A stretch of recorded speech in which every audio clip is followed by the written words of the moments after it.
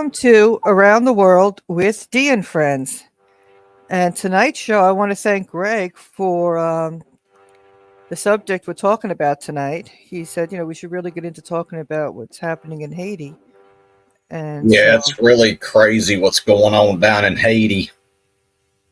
Like so, really crazy events happening down there. and we're not always told the truth. We're just given a little sliver, but not what's the real cause, what brought the actions that you're seeing into play. So we're going to talk about what is going on in Haiti and Haiti Behind the Headlines. We have two articles to share tonight, and we'll discuss that as we go along. So I'm really happy that Greg thought about this. And so, Greg, thank you, and welcome to the show. How are you doing today, Greg? You had a pretty wild day today. Oh yeah, very wild day, to say the least. Oh, Yeah. Hi, Madeline. Good evening. oh yeah. Hey, Welcome. Madeline. It's good to see Madeline here. And tonight we are broadcasting from my channel, Revolution Evolution, because Dee is in a situation, pretty much in a pickle with her channel. So I'm loaning her my channel temporarily until hers is reinstated to go live. So we needed to keep the show going, keep the show on the road. Figured out a way to do that, which is what we all have to aim for, is helping each other Yes, big time. yes, we're a family. It's good to see Steve Wolfbrand here. But this situation down in Haiti is very, very crazy. And it's just crazy how U.S. hegemony is playing even a role down there in Haiti, of all places. Like, we're seeing so much conflict going on down there, and it's just wild, beyond my imagination, why the U.S. feels the need to get its hand in that cookie jar. It all boils down to the good old history, which is it's terrible, this whole colonialism and people thinking, the Europeans thinking they have a right just to go into countries, try to change things the way they want to change it. And the strife they cause, you have the wealthiest people, then you have the poorest people, and you have the US government saying who they want to be running the country. And it's terrible. It's the whole history of imperialism. And we're going to get into that tonight. And Greg can start sharing it in the room. Yeah, this brings us to tonight's first article. It's a really great article, and this is from the Black Agenda Report, where they discuss Haiti Behind the Headlines. And this is in this caption right here. This is former Haitian President Jean Bertrand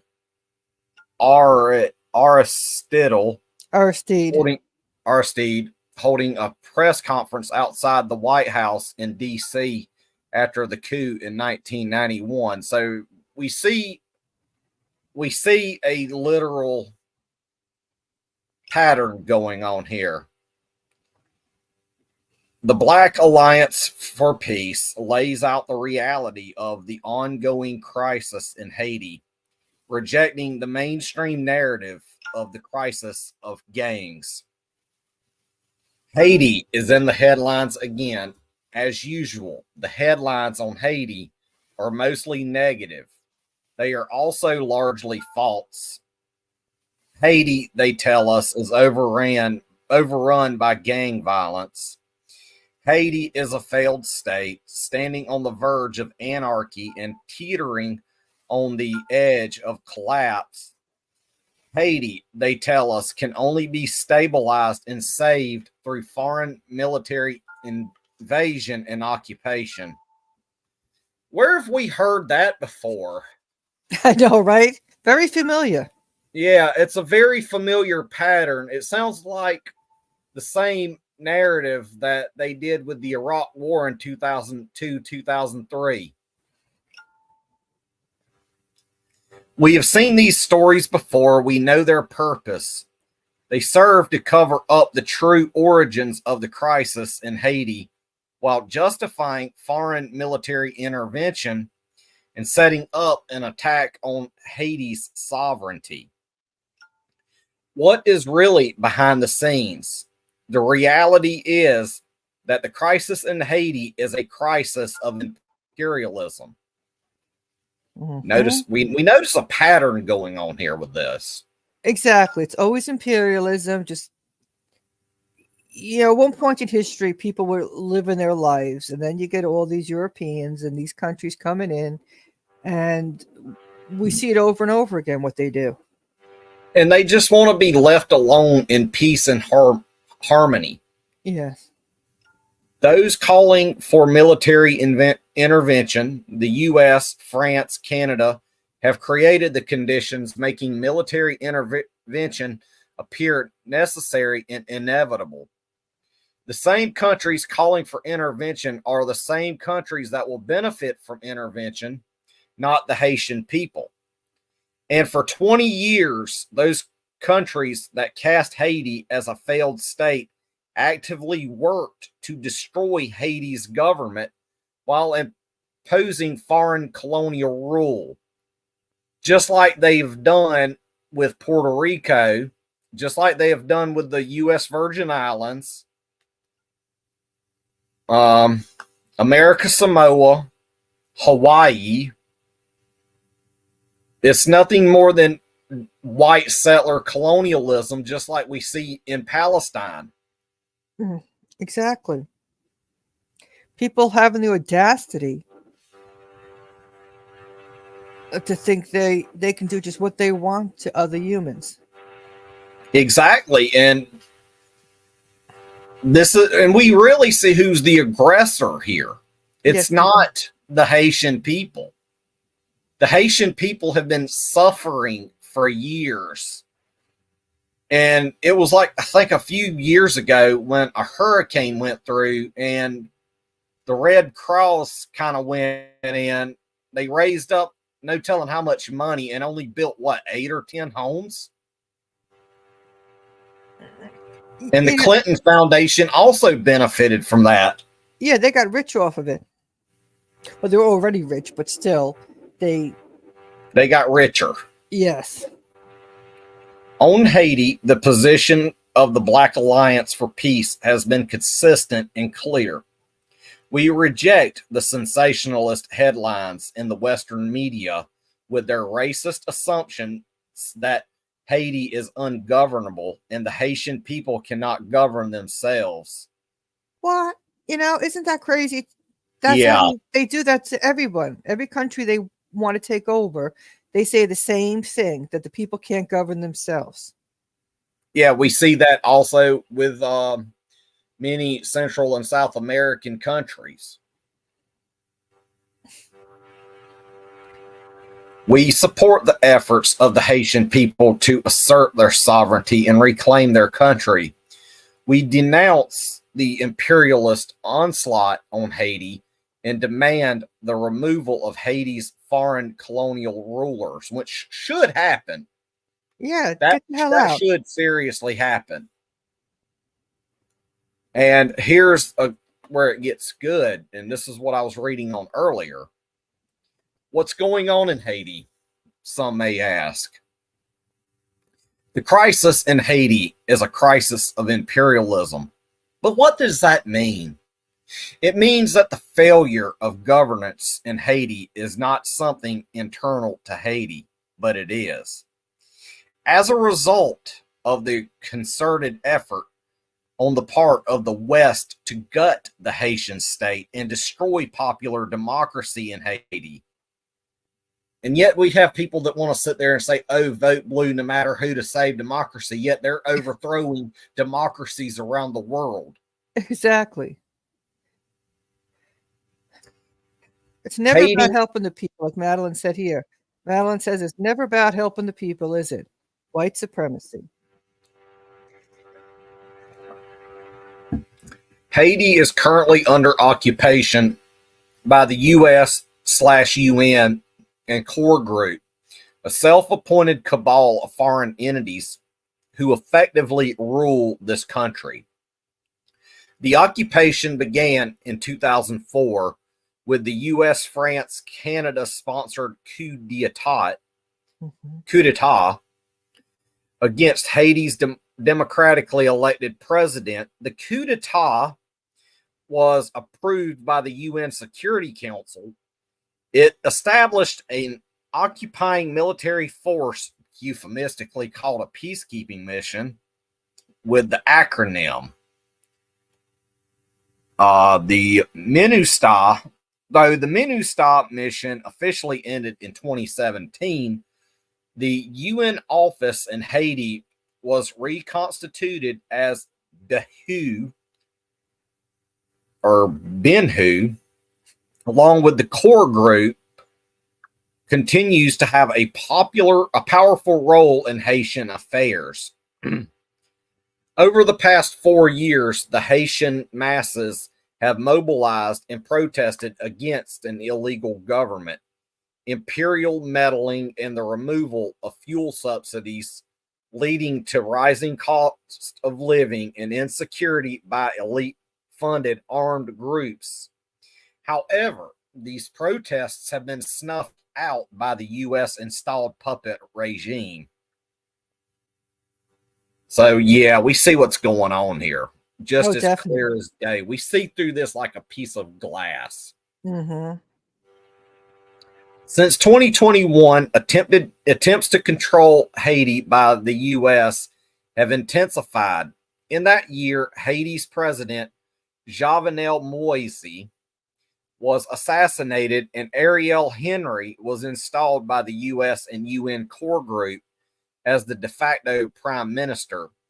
In the wake of the assassination of Moise and the installation of Henry, the U.S. has sought to build a coalition of foreign states willing to send military forces to occupy Haiti and to deal with Haiti's ostensible gang problem.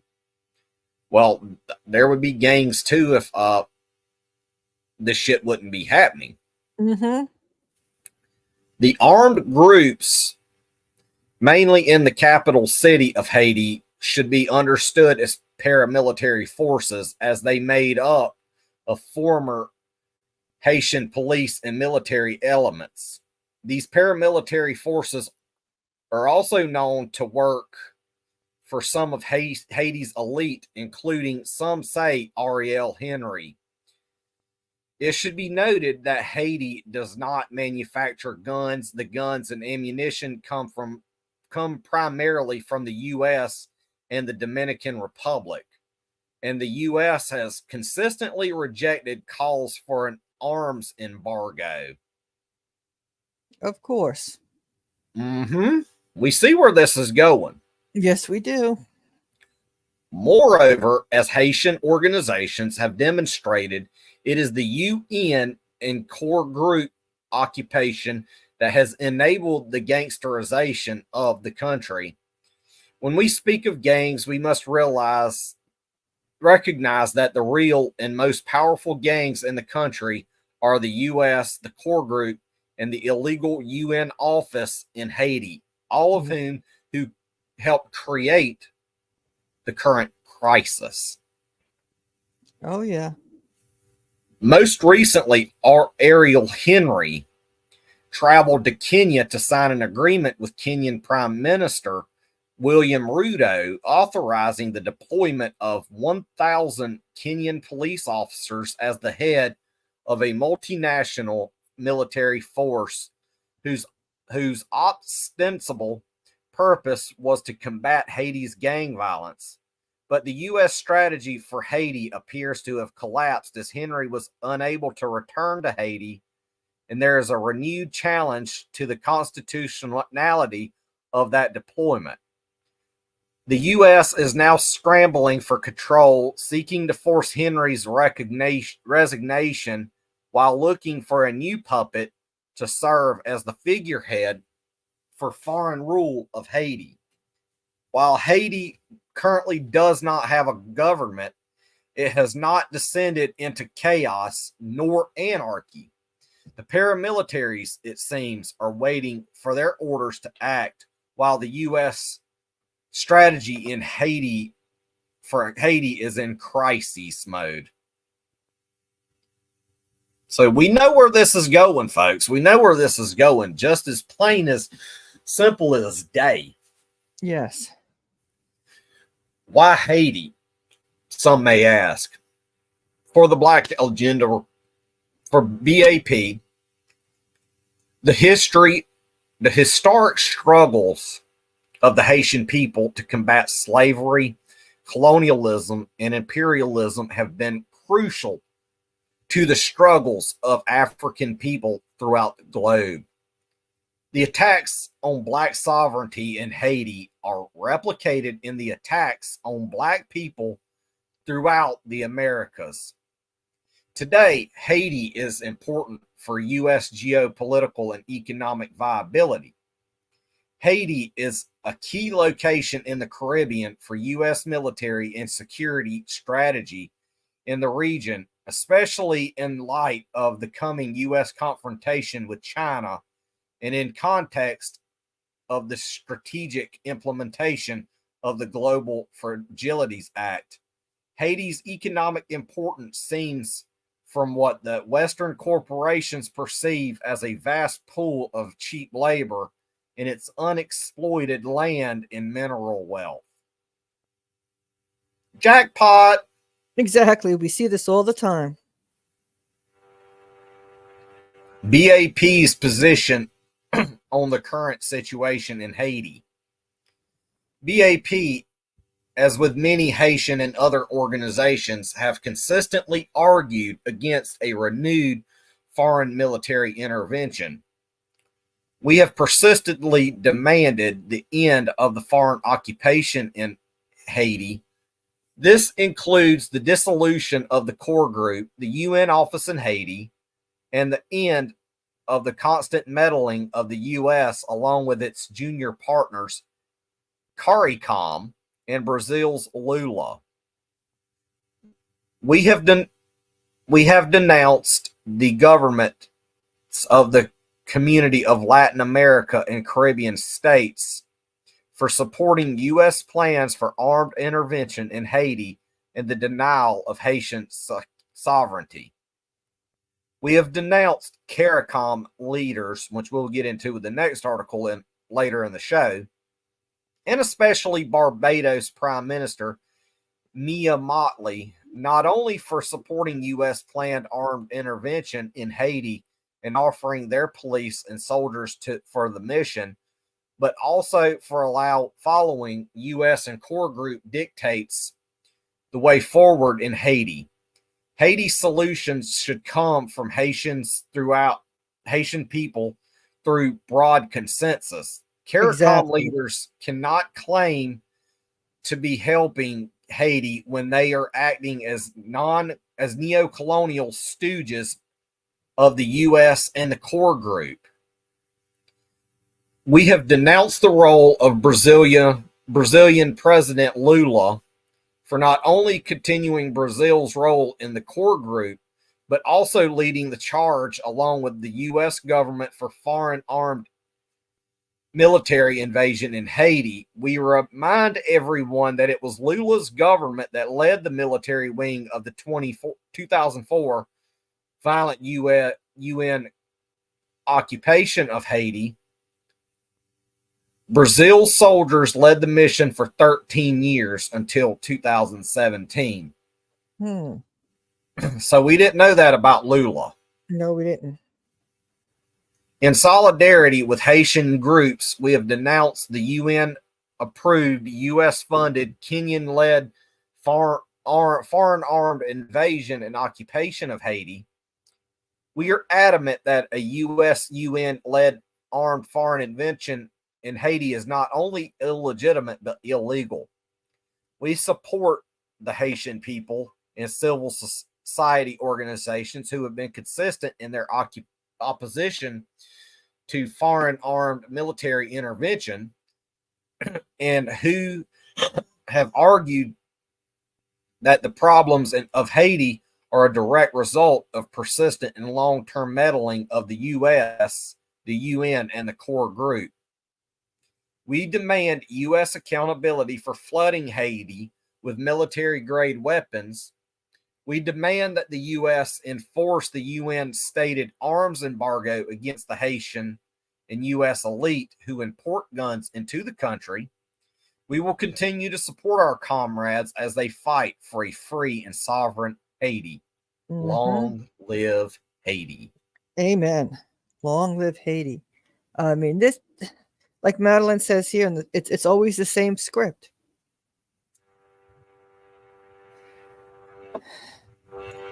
That's the way it's always going to be. Okay, let me see what else Madeline had to say before we go on. Yeah, Steve Wolfbrand's here, Madeline. Has there ever been a place that the U.S. hasn't tried to colonize in the global south, that is? Always trying to colonize. It's never about helping people, is it? No, it's not. And we said that before, white supremacy. The U.S. says the same thing about Palestine. They can't run a government, can they? Let's give them a chance. And then we can say, yes, let these countries run their own country. Exactly. Leave them be. Let them have their own sovereignty. I mean, what the U.S. and UN are doing are violations of actual international law. Mm-hmm. I mean, it's illegal occupation any way you slice the pineapple. That's true.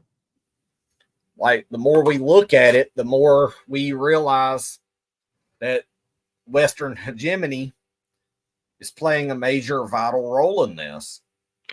Definitely. And like Madeline says here, and the same as we've said, why doesn't the U.S. allow nations to determine their own futures? Right? Self-determination. Well, the only solution to this, and this is what we've been harping on for quite a few months now, for over a year, if we're going to have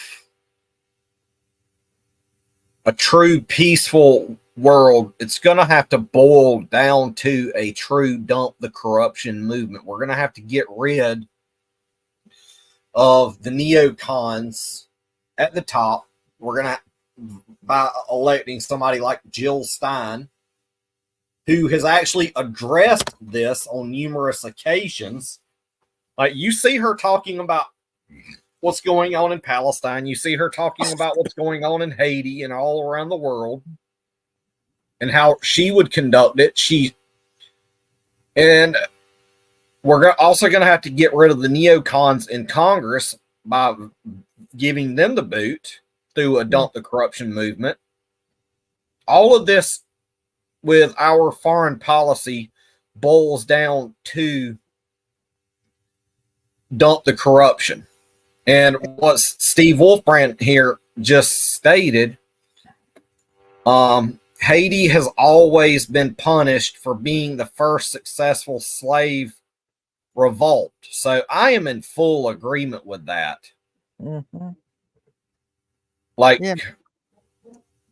Madeline says, "Hey, you got that right, Steve." Yep. And we see this similar pattern even in Palestine, where they're fighting in the Gaza Strip for oil and natural gas. Why else would the U.S. be putting in a quote-unquote port? Mm-hmm. And there's no telling how many minerals there are in Haiti. Right. It's always about the resources. Always about the resources. And what Madeline was saying, but does the U.S. honor international law? No. The U.S. feels it's superior to international law. I just saw something from the BINUH on Twitter, where it says the UN in Haiti is establishing an air bridge between Haiti and the Dominican Republic to ensure seamless delivery of assistance and facilitate the movement of personnel. So we see what they're doing there. Mm.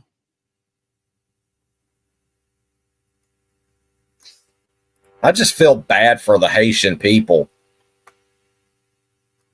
And I'm sure in a few days we're going to see Scott Ritter weigh in on this. Definitely. Like we're going to see. Madeline says here, U.S. and Israel together, the world's rogue states, which is true.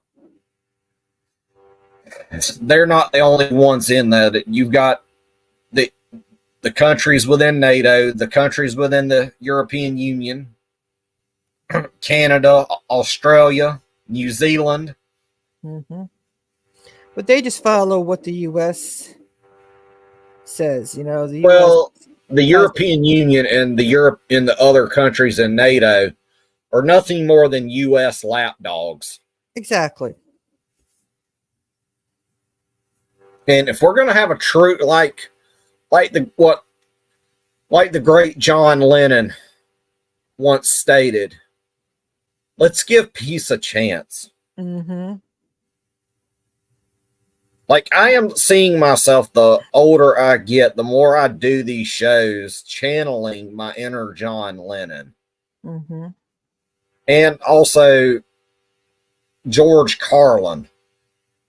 Yes. And there's a great book out there that I recommend everybody to read. It's from a World War II, a highly dedicated person who fought in World War II who come to light after. It's a book by a guy by the name of Smedley Butler. The book is called War is a Racket. And that's the truth. That's the truth. Madeline says here, yes, but the U.S. and Israel are leading the charge. That's true, because the U.S., whatever Israel, like you said, that whole rogue thing and whatever. It's the rules-based order. Yeah, and the U.S. just they got stuff going on behind the scenes with Israel, and they're just always, and that's what it's the vetoing and everything else. So there's more to it with the U.S. and Israel. And this also brings us into the next article. Yeah, and who makes the rules? Yeah. And this is why is like CARICOM. This is actually a really good question right here to be asking. Why is CARICOM betraying Haiti on behalf of the U.S.? Because that just seems to be the thing. Yeah, like this right here is actually a really good follow-up to what we're discussing as well. Yeah. And this here is also from the Black Agenda Report, which I'm going to be following more on them. Like they are a very beautiful news source. Right, and you could really find out history in a lot of places. In this caption right here, this is CARICOM officials arrive in Haiti in last February, and this is from like Sean Kilpatrick in the Canadian Press via AP, and this was originally published by Stabroek News. And as the article goes, if your knowledge of Haiti is derived entirely from the stories produced by the Western media outlets, you could be forgiven for believing that the following statements are true. Haiti, a failed state overrun by gang violence, can only be returned to stability via the invasion of a foreign military force. No, that's not the way it works. If they are going to be truly a stable country, they're going to have economic help to eradicate the poverty that's been going on there. Like, not only do we owe the Palestinians reparations. Now that I'm looking at it, I think we owe the Haitians reparations now. Mm-hmm. Rabbit.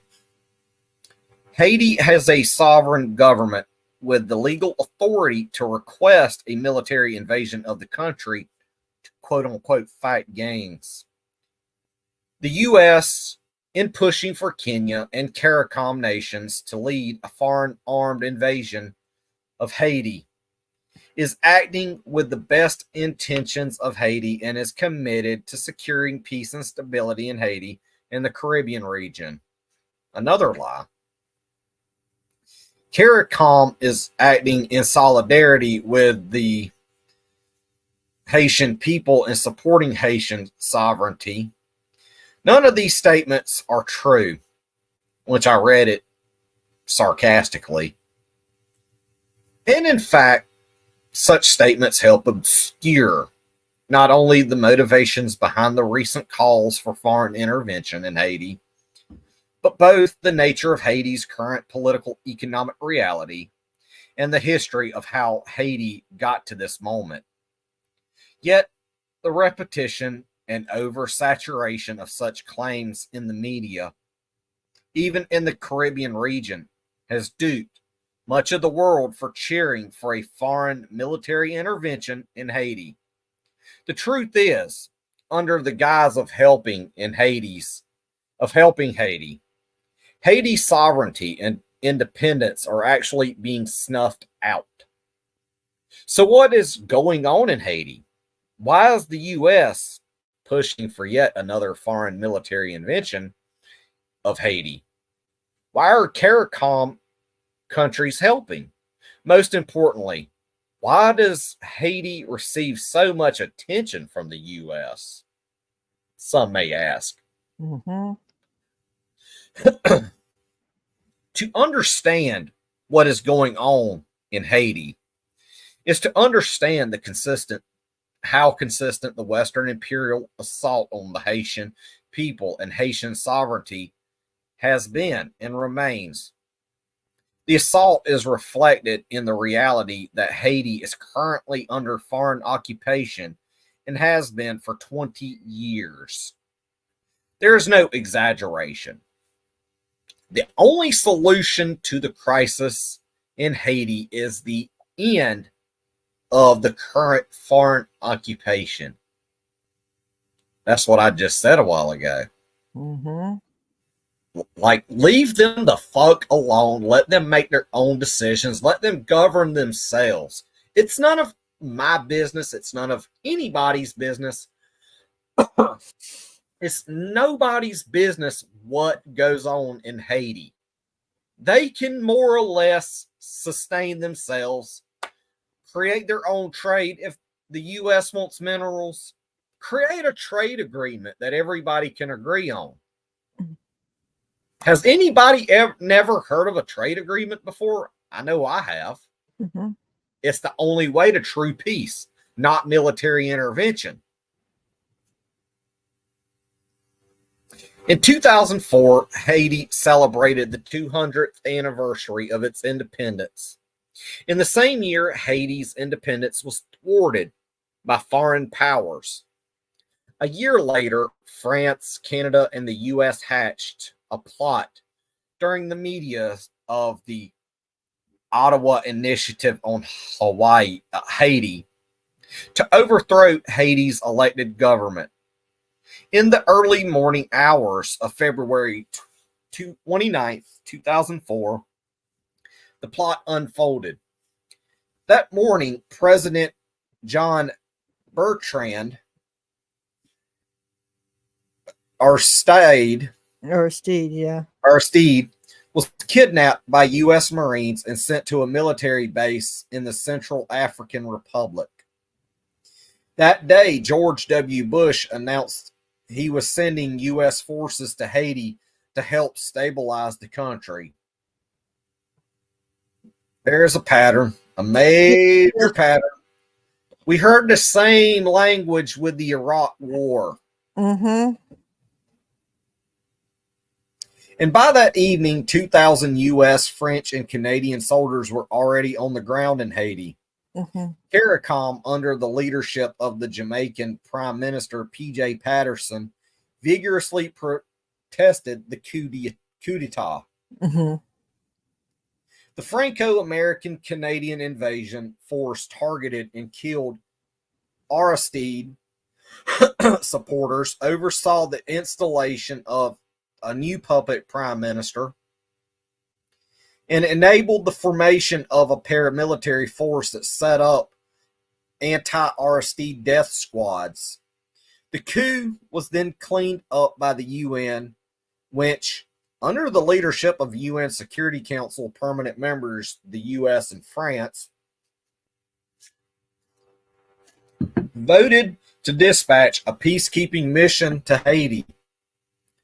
The mission was deployed under a Chapter 7 mandate, allowing foreign soldiers to use full force against the population.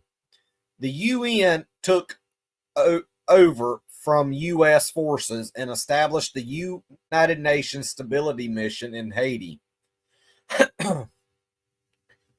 for the tasks of military occupation under the guise of establishing peace and security. A multi-billion-dollar operation, MINUSTA, had at any given time between 6,000 and 12,000 military troops and police stationed in Haiti, alongside thousands of civilian personnel.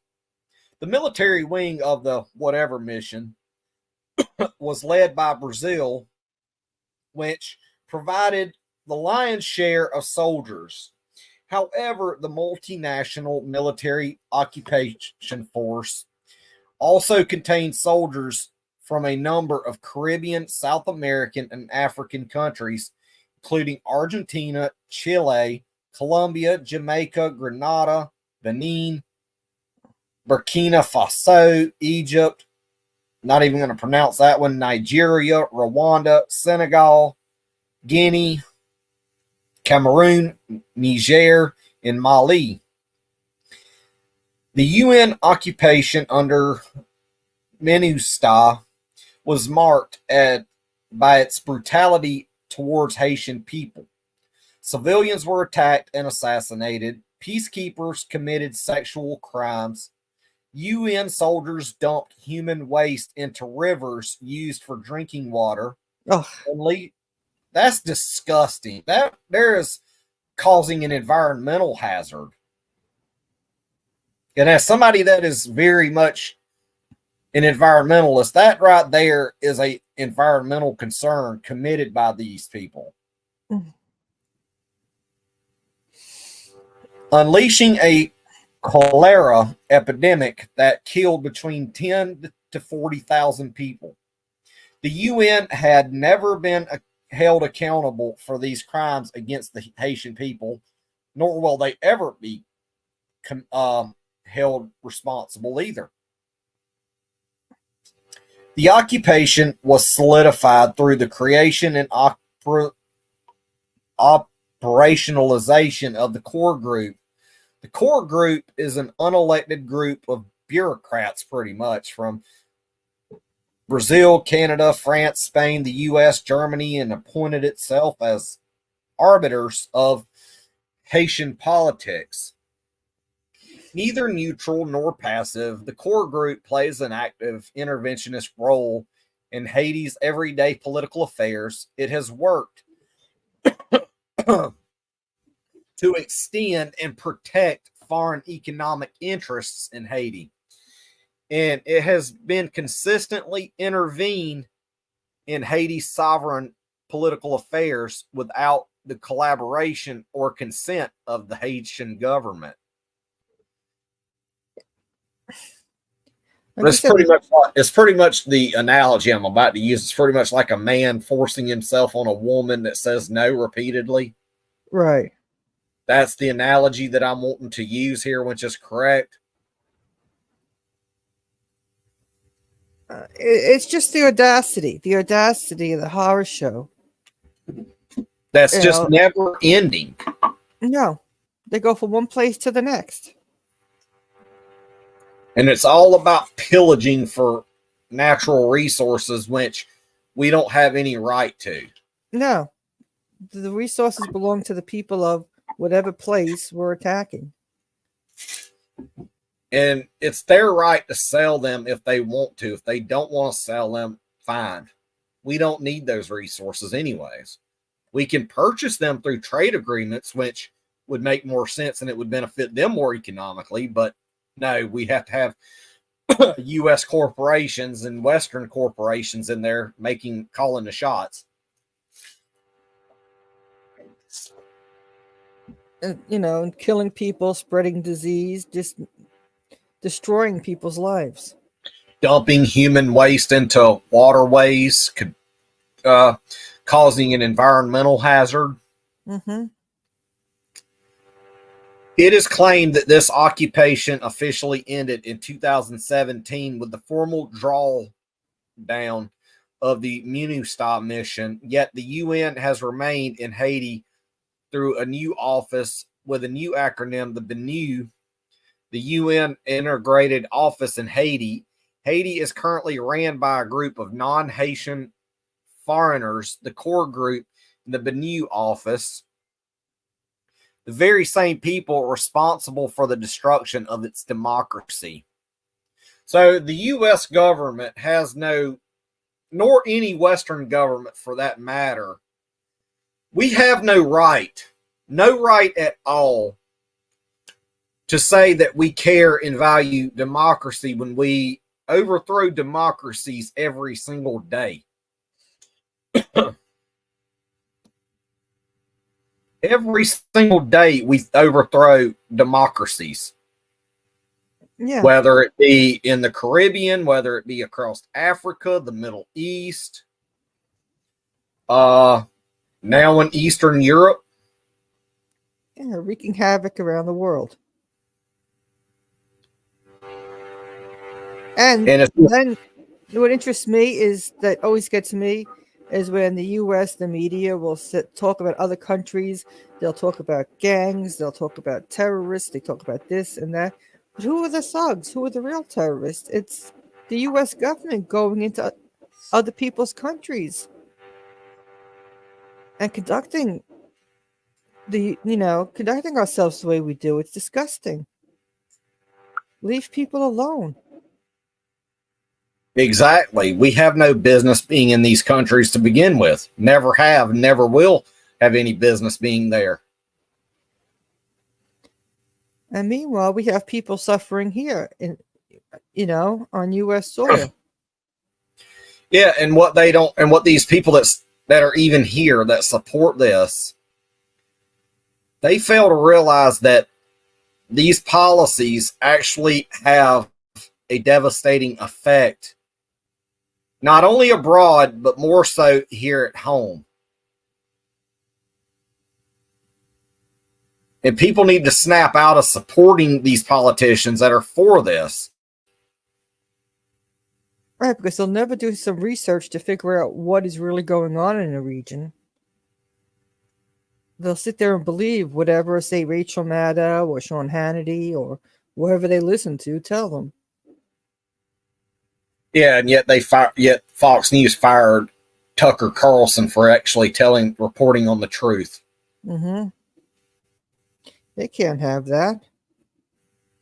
The core group operation is the source of the country's current predicament. The occupation forces have overseen the complete collapse of the Haitian state while enabling a group of rogue foreigners, countries, and corporations in both non-governmental and multinational organizations to take over the broken fragments of Haiti's political economy, largely to serve foreign interests. In fact, it is under this occupation that the U.S. and its allies, France and Canada, installed the neo-Duvalierist Michael Martley in 2011 in the difficult aftermath of the 2010 earthquake. That's when the Red Cross got involved and the Clinton Foundation got involved. Yes. And they only built like 8 to 10 homes and made millions of dollars.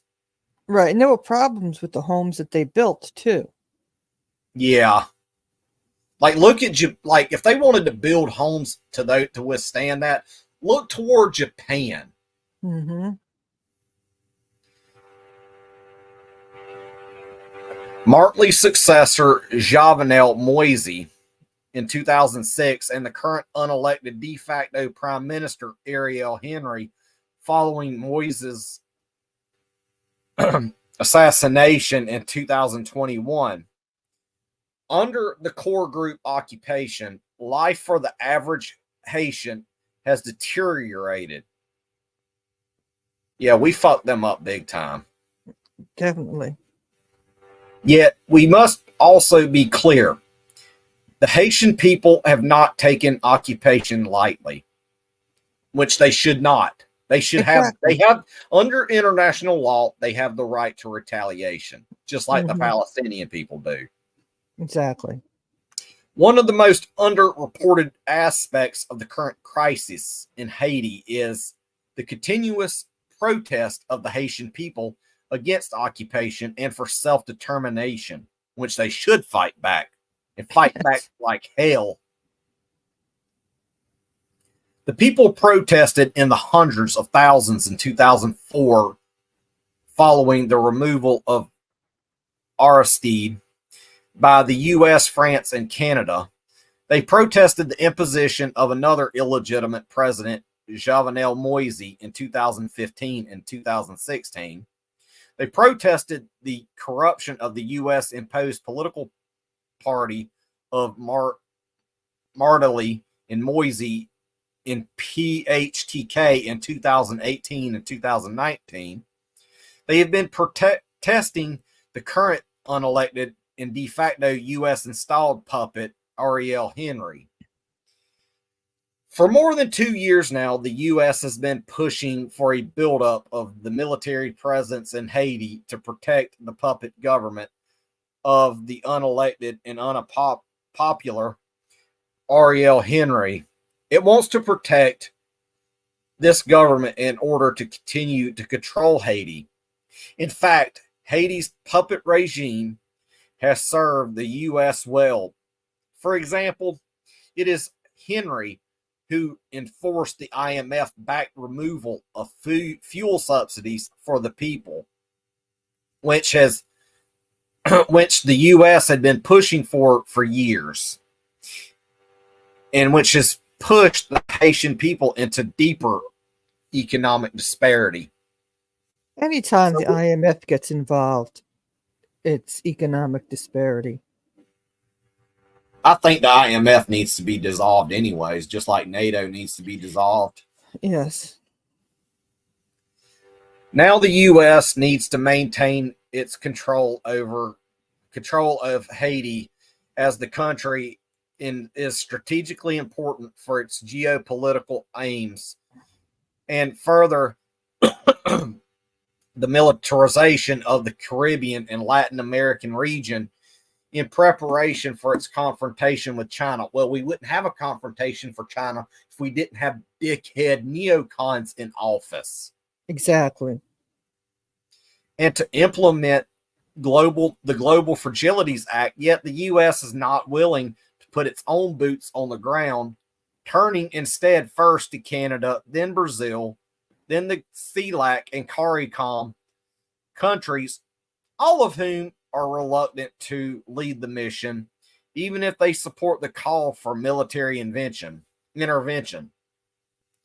The Kenyan government under William Ruto leapt at the opportunity to lead the intervention, bought off by a bag of silver and what a corporate whore. Exactly. And an approving pat on their neo-lib heads. Haiti will now be invaded by the U.S., but with the black face of Kenya and CARICOM countries as cover.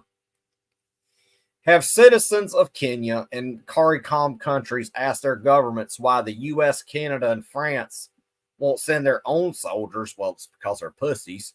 Mm-hmm. Hate to say it, that's the truth. To invade and occupy at this time. Have citizens in these countries considered that the unelected de facto Prime Minister Henry has no legal grounds to call for a foreign invasion of Haiti? No, he doesn't. Have the citizens of these countries wondered why the U.S. or UN are not calling for foreign or an armed invasion of a place like Ecuador, where brutal gangs have besieged the country, or Jamaica, where with its near constant state of emergency, or the U.S. itself with its daily mass shootings? Pot calling the kettle black here. Mm-hmm. Have citizens of these countries wondered why the U.S. or UN are not calling for foreign invasion of Israel as it's committing genocide? Now we get into the good part here, babies. Mm-hmm. Why Haiti? Exactly. Why Haiti? Like, why Haiti of all places? Mm-hmm. Like, that's what I am very conflicted and confused about here. We are told that the interest of the U.S. in Haiti is humanitarian. Bullshit. Exactly. And the U.S. wants to protect. It's all about protecting U.S. capital. Exactly. It has nothing to do with The U.S. the does people. not want to protect the Haiti people from criminal gangs. No. Yet the U.S. weapons flood Haiti, and the U.S. has consistently rejected calls to effectively enforce the UN Security Council resolution for an arms embargo against the Haitian and U.S. elite who import guns into the country. Moreover, when we speak of gangs, we must recognize the most powerful gangs in the country are the subsidiaries of the U.S. itself, the UN Integrated Office, and the Core Group. The two colonial elites that have effectively ruled the country since the coup d'etat in 2004. It is this gang, the Core Group, and its puppet Prime Minister Henry, who along the U.S. UN office in Haiti, insisting on this violent solution to the crisis in this country, a crisis they themselves helped create.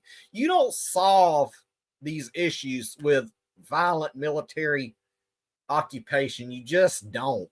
No, you don't. That is not the solution to this.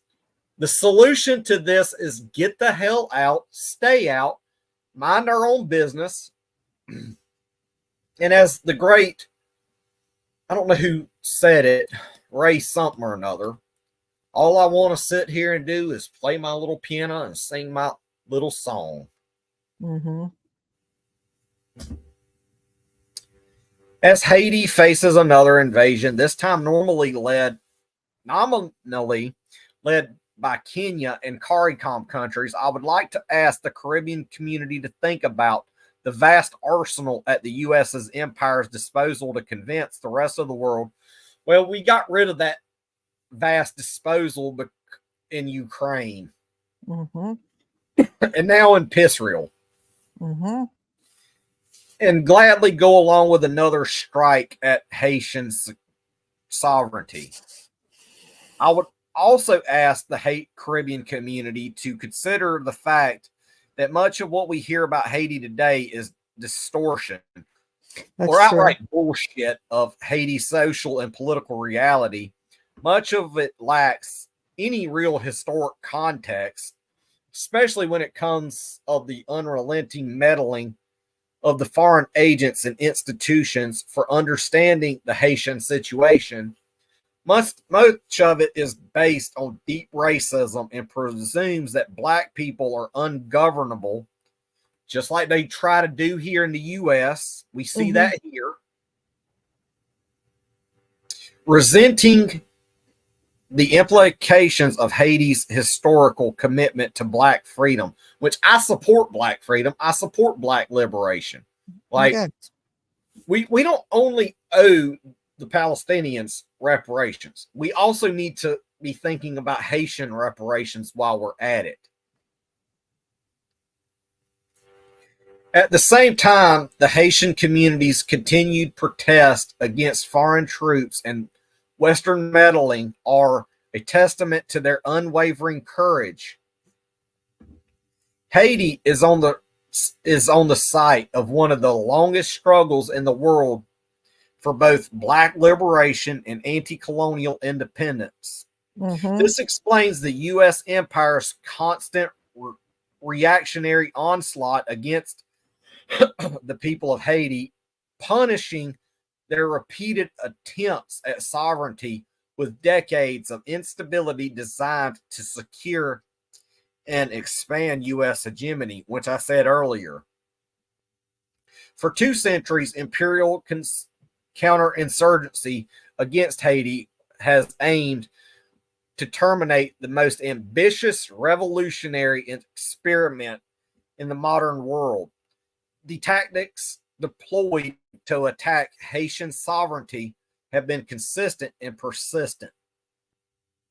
With Linda Thomas Greenfield, the U.S. ambassador to the UN in Guyana this past weekend, reportedly partly to continue rally global support for the multi-MSS mission to Haiti, we must ask CARICOM leaders we must ask why the CARICOM leaders want to participate in the destruction of Haitian sovereignty and its people. And we must remember that the crisis in Haiti has been created and maintained by the U.S. and its allies. CARICOM countries must stand up against the foreign occupation of Haiti and not extend its crisis. Exactly. The same script, as you said, over and over again, one country to the next.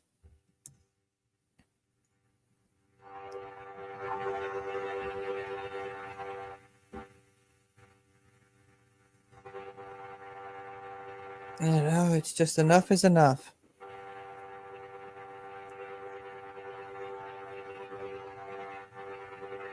Yeah, this is Madeline said here at 9:46 says here, oh, but Biden would be better. Yeah, she said that being a smart ass. Yeah. Which I love that about her. Yeah. Oh, but Biden will do a better job at, quote, preserving democracy than Trump, right? No. We've seen all that Biden has done, for heaven's sakes.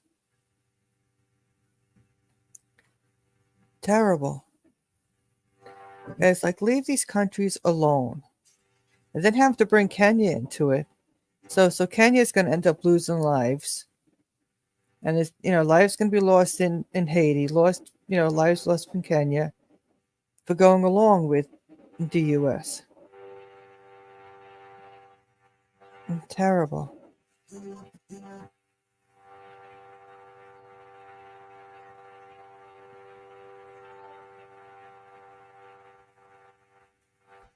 Yep, the U.S. wants to make money for the weapons manufacturers, as Madeline said. It's always about making money. They can keep producing more weapons to kill more people, and then try to say that the people are the problem. The different countries that are trying to resist occupation, resist foreign meddlers, they're the problem.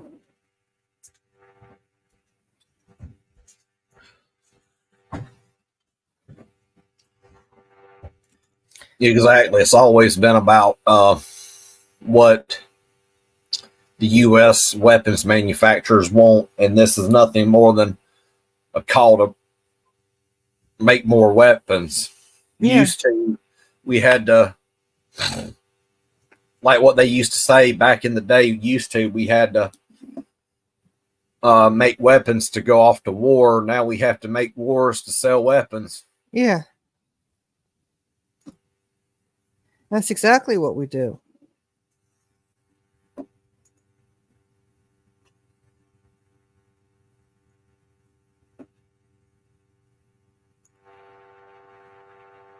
It's just insanity how anybody can sit there and support politicians that support any of this.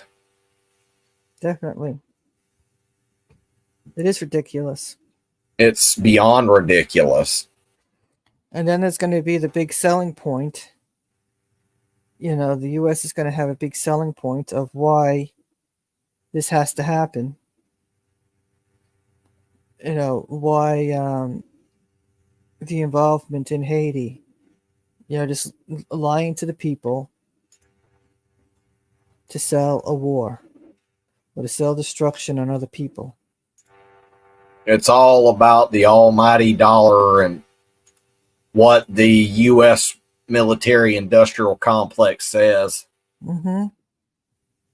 which we need to elect a lot of politicians who are not under the control of the U.S. weapons manufacturers.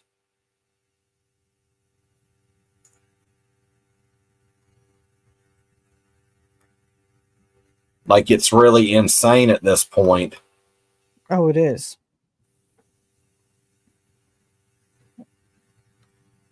And here we have, you know, people are just looking, saying, you know, Black Alliance for Peace says here, a people's centered zone of peace in our Americas requires rejecting Western imperialist intervention in Haiti and all our nations. We call for movements across the Americas to support the Haitian people's popular sovereignty and self determination, and the hashtag hands off Haiti.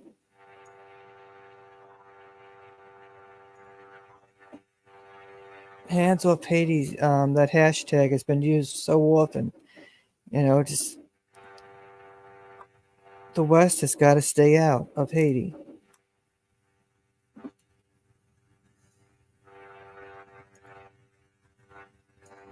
Like, Haiti has been subject to so much imperialism. It's unreal. It is one group after the other coming in.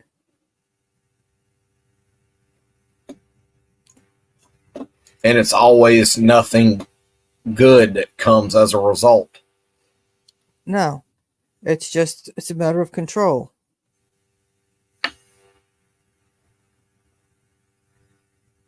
It's all about why they can control these said countries all around the world.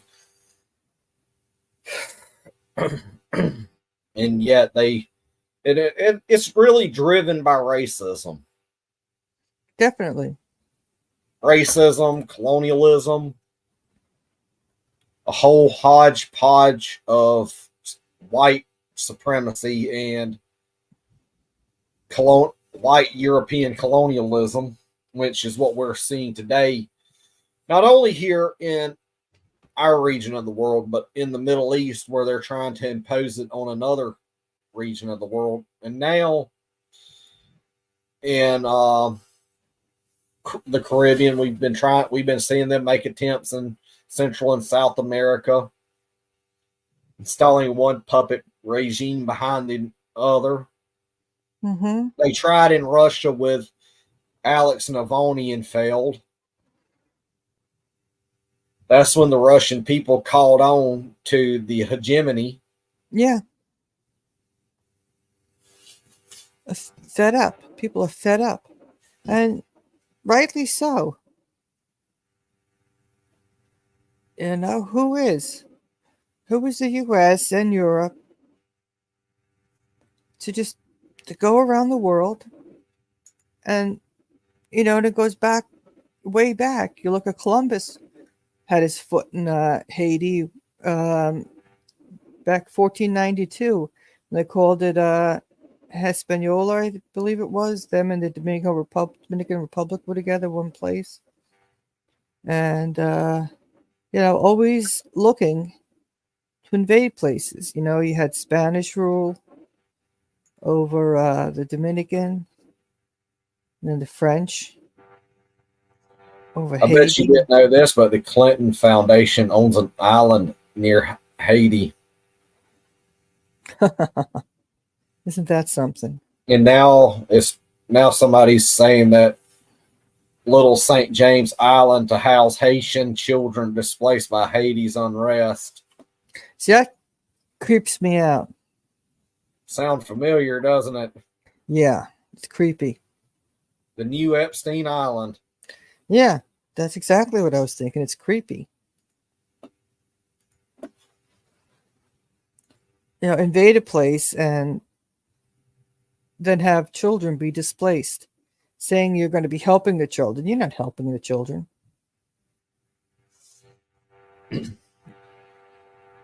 That's crazy. It's And beyond crazy.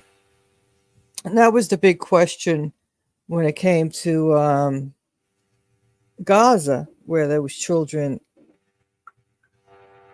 They talked about Germany had them on the bus and going to the West Bank. And then in the West Bank, the children were supposed to be taken care of. But there's been no record of the children in the West Bank and around Bethlehem. So they want to know the children's names because, yes, children could be displaced, say, obviously in Gaza, but it doesn't mean that they don't have family there. Things are just such a mess right now with Gaza. So there's just a lot of questions about that. So you have European hands coming in there, and when it comes to children, it's just a terrible history. It's a terrible and sad history, but it's something that should never be happening in the first place. No, and I've been looking at Ramadan last year in Gaza. You see different things on TikTok or Twitter, whatever, and the celebration, the beauty, the lights, the happiness. And now, what the US and Israel and Britain, what they all did, the UN, not the UN, but the EU, what they've all done to Gaza. Because Israel couldn't have done this on its own. We know that. So all these lives in Gaza, it's just really terrible. And then now they're just got their sights on Haiti.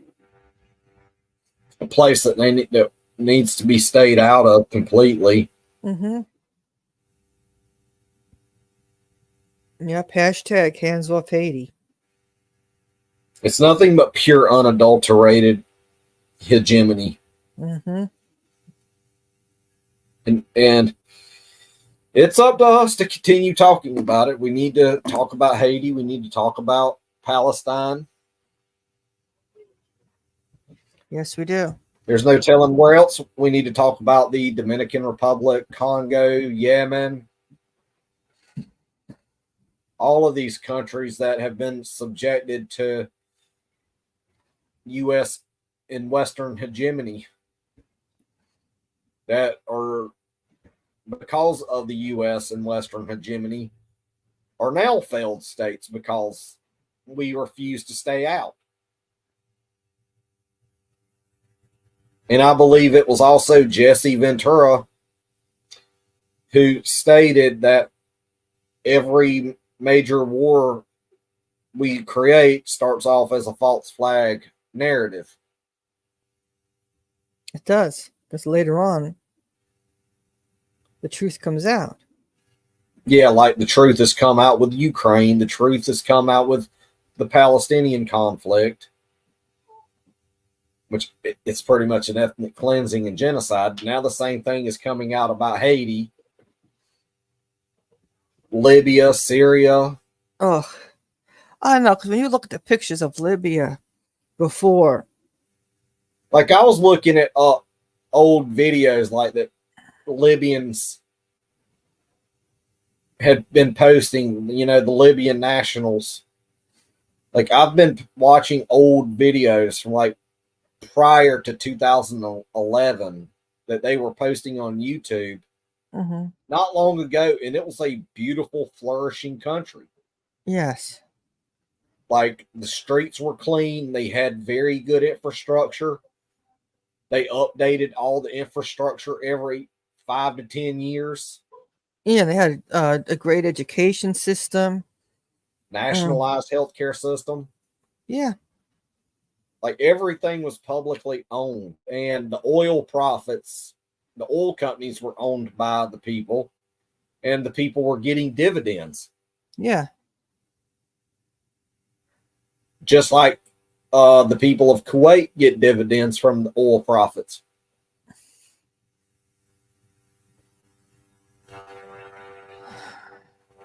It's really horrific. It really is, and neither choice here in the U.S. There's when people try to pull up and say, "Well, you got to vote Democrat or Republican," they're both evil. And where Haiti's concerned, there's an evil plan. Or in my case, you get threatened by people to call the feds on you if you don't go with their narrative. Yes, that's what Greg experienced today. Greg took care of it. That's how you can tell you've made it in activism, when people threaten to call the feds on you. Right, because you're Yeah, right. their friends legitimately go to brunch. Mine went to Standing Rock. Mine go to protests for Palestinian liberation, for peace in the global South. My Mm-hmm. friends at least address the global issues, while they all want to go sit there at brunch and retweet stuff from Rachel Maddow and every other talking head over at BSDNC. Mm-hmm. But they think they're just well educated and they know what's going on because they can, quote Rachel Maddow and whoever else is there instead of really taking the time and doing your research. But I guess it's just a matter of who knows, just laziness, not really wanting to know what's going on. They refuse to, they don't want to know. They would much Yeah. rather sit there in their little contentious bubbles, pretending as if everything's okay. Like, it's like that meme that we saw circulating of the dude sitting there in the coffee shop drinking coffee, and the whole world's on fire, saying this is fine. Yeah. That's the way that they are. They're the dude sitting in the coffee shop while everything else is on fire, saying that this is fine. And they only concern themselves with what they're told to concern themselves with. They think the way they're told to think. It's like you said, it's a cult. Both parties are like a cult. And they don't want anything that goes against what their cult is saying.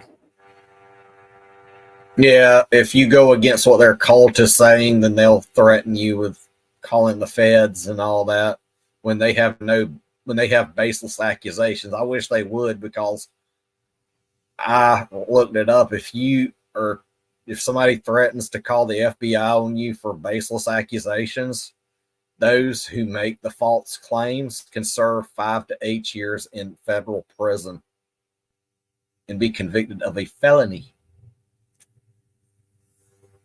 See, they think they're so smart because they watch MSDNC, so they think they're smart. It's BSDNC.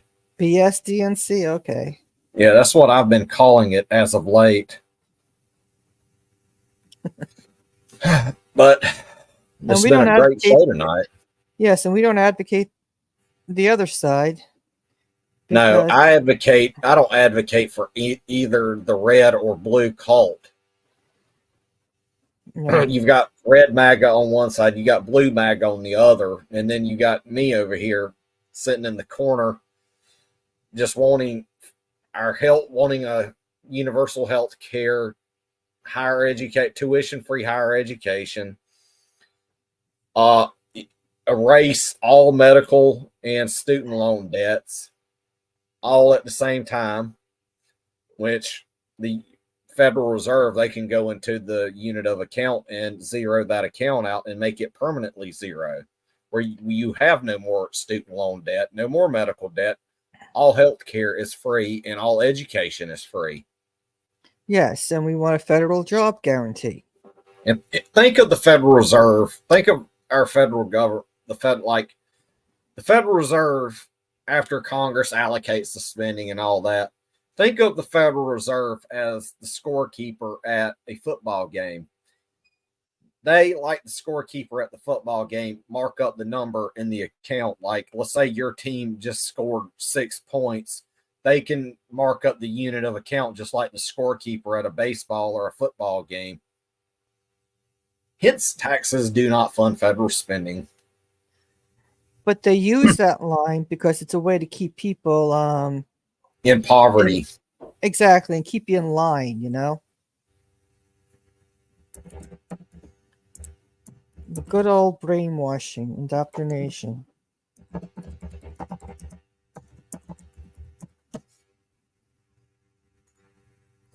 But anywho, I would like. Yeah, I was going to say, we don't see any more comments here. No more comments, but D, thank you for having me on again, and it was a pleasure to host you on my channel until you get back out of YouTube jail. Which going forward, if her channels are in YouTube jail, I'll just broadcast everything on my channel.